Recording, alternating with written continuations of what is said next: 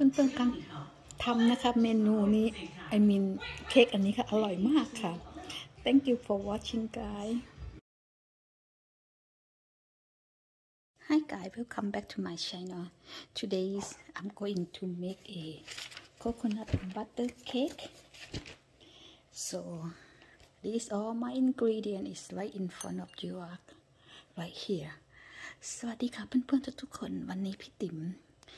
ก็จะมาทำโคโคนัทบัตเตอร์เค้กนะคะซึ่งคุณสามีอยากทานหวานๆและที่บ้าน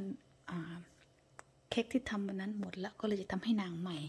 มาค่ะเพื่อนๆมาเริ่มกันเลยค่ะอันแรกเลยนะคะบัตเตอร์ค่ะแล้วชูการ์1/2 คัพนะคะค่ะก่อนอื่นเลยแล้วเบกกิ้งโซดาใส่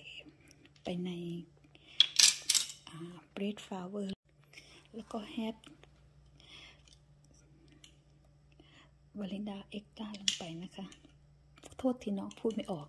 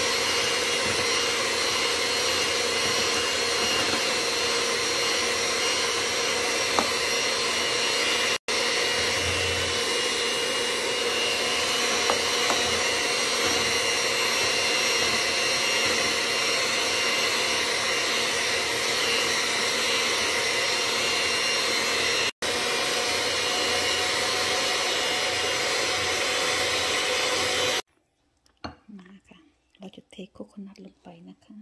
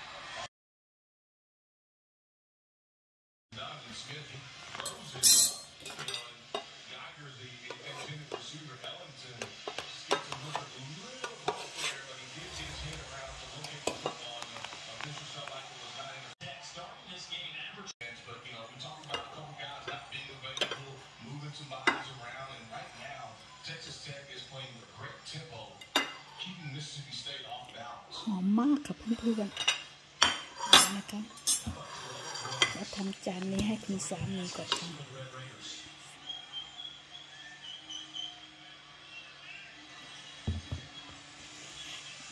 คุณสามีอยากทานทำให้นางโดยเฉพาะค่ะสามีนางทานเมื่อกี้นางบอกว่าอร่อยค่ะ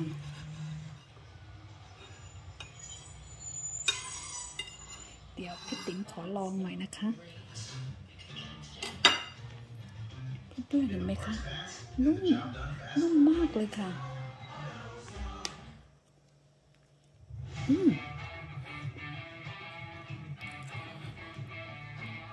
เพื่อนๆคะแนะนำอันนี้เลยนะคะว่าทำ อร่อยมาก